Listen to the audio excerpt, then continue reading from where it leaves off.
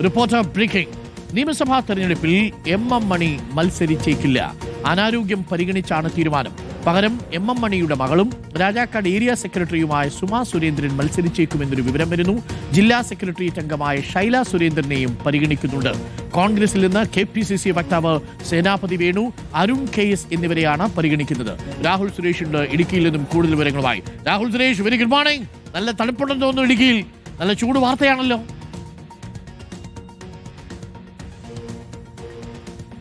Good morning Arun. തണുപ്പൊക്കെ മാറിയിരിക്കുന്നു. മൈനസൊക്കെ ഉണ്ടായിരുന്ന ഒരു കാലം ഉണ്ടായിരുന്നു. പക്ഷെ അതിനൊക്കെ ഒരു മാറ്റം വന്നിരിക്കുകയാണ്. ഇപ്പോൾ ജനുവരി 10 അടുക്കുമ്പോഴേക്കും ആ സാധാരണ തണുപ്പ് മാറി വരും എന്നുള്ളതാണ്. പകലൊക്കെ നല്ല ചൂടാണ്. രാത്രിയിലും ആ ചൂടുള്ള കാലത്തിലേക്ക് എത്തുകയാണ്.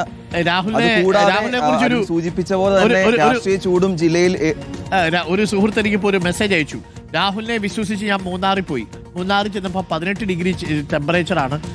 അവിടെ വലിയ തണുപ്പൊന്നും അപ്പോൾ ഉണ്ടായിരുന്നില്ല. രാഹുൽ പറഞ്ഞിട്ടാണല്ലോ ഞാൻ പോയത്. രാഹുൽ ഞാൻ താമസിച്ചതിൻ്റെ പൈസ തരണമെന്ന് പറഞ്ഞിട്ട് എനിക്കൊരു പേഴ്സണൽ മെസ്സേജ് അയച്ചു.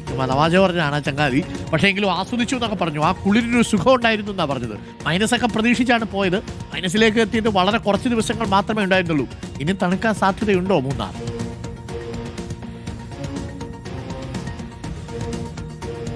അരുൺ, കാലാവസ്ഥ ആയതുകൊണ്ട് നമുക്ക് പ്രത്യേകിച്ച് പറയാൻ സാധിക്കില്ല. ഇനിയാണെങ്കിലും മൂന്നാറിലേക്ക് വരാൻ ആഗ്രഹിക്കുന്ന ആളുകളോട് ജസ്റ്റ് ഒന്ന് ഗൂഗിൾ ചെയ്ത ശേഷം എന്താണ് വരും ദിവസങ്ങളിൽ മൂന്നാറിൽ ഉണ്ടാകാൻ പോകുന്ന കാലാവസ്ഥ, അതായത് മഴക്കാരൊക്കെ ഉള്ള സമയത്ത് മൂന്നാറിൽ തണുപ്പ് വളരെ കുറവായിരിക്കും. എല്ലായിടത്തും ഉള്ളതുപോലെ തന്നെ മഴക്കാറുണ്ടെങ്കിൽ മഞ്ഞും തണുപ്പും ഒക്കെ കുറവായിരിക്കും. അപ്പോൾ പൂർണ്ണമായും നല്ല സൂര്യപ്രകാശം അല്ലെങ്കിൽ നല്ല കത്തുന്ന വെയിൽ പകലുണ്ടെങ്കിൽ രാത്രിയിൽ അത്യാവശ്യം തണുപ്പ് ഉണ്ടാകും എന്നതാണ് പൊതുവെ കാലാവസ്ഥ നിരീക്ഷകർ വിലയിരുത്തുന്നത്. അപ്പോൾ ഇനി വരുന്ന ആളുകൾ അതുകൂടി ശ്രദ്ധിച്ചു വരികയാണെങ്കിൽ അത്യാവശ്യം തണുപ്പൊക്കെ ആസ്വദിച്ച് പോകാൻ വരും. ഓക്കെ, മാത്രമല്ല ഈ തണുപ്പിനൊരു പ്രത്യേക കുളിരാണ്, ഈ കുളിരിനൊരു പ്രത്യേക സുഖവുമാണ്. Thank you Rahul. അപ്പോൾ നമ്മൾ ചൂടുള്ള വാർത്തയിലേക്ക് കടക്കുന്നു. എം മണിയുടെ മകൾ മണിയുടെ മകള് മത്സരിക്കാനാണ് സാധ്യതയുള്ളത് എന്ന് നമ്മൾ അറിയുന്നു. മണിയാശാൻ ഇത്തവണ മത്സരിക്കാനില്ല എന്നുള്ളത് ഏറെക്കുറെ ഉറപ്പിച്ചു കഴിഞ്ഞു രാഹുൽ.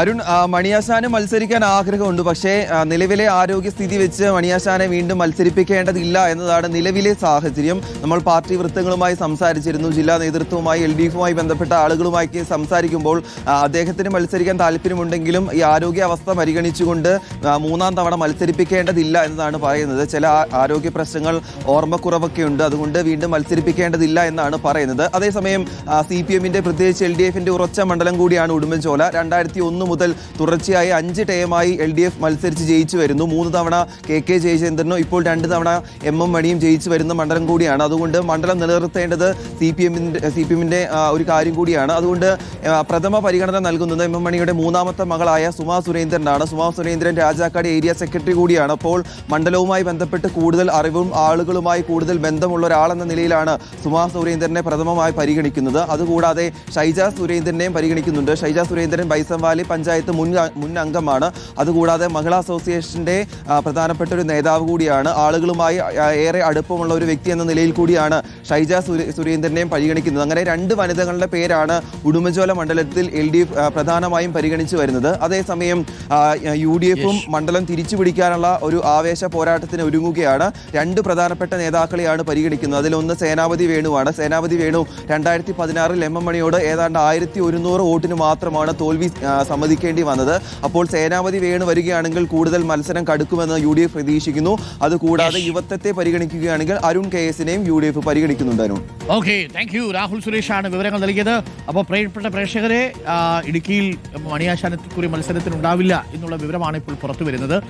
വരട്ടെ, പ്രായമായി അദ്ദേഹത്തിന് കുറച്ച് ശാരീരിക പ്രശ്നങ്ങളുണ്ട് നമ്മൾ അദ്ദേഹം സംസാരിക്കുന്ന സമയത്തും. പക്ഷേ മണിയാശാൻ ഇപ്പോഴും ആക്റ്റീവാണ് കേട്ടോ. മണിയാശാനെ അങ്ങനെ തളർത്താനൊന്നും നോക്കത്തില്ല. രാഷ്ട്രീയമായി ഇപ്പോഴും വളരെ ആക്റ്റീവാണ്. പറഞ്ഞ ചില വിവാദ പ്രസ്താവനകളൊക്കെ നടത്തി അത്യാവശ്യം പുലിവാലൊക്കെ പിടിച്ചിരുന്നു. പ്രേക്ഷകർ ഓർമ്മയുണ്ടല്ലോ, തദ്ദേശ തിരഞ്ഞെടുപ്പ് പരാജയത്തിന് ശേഷം അത് വേണ്ട, പറഞ്ഞു കേട്ട.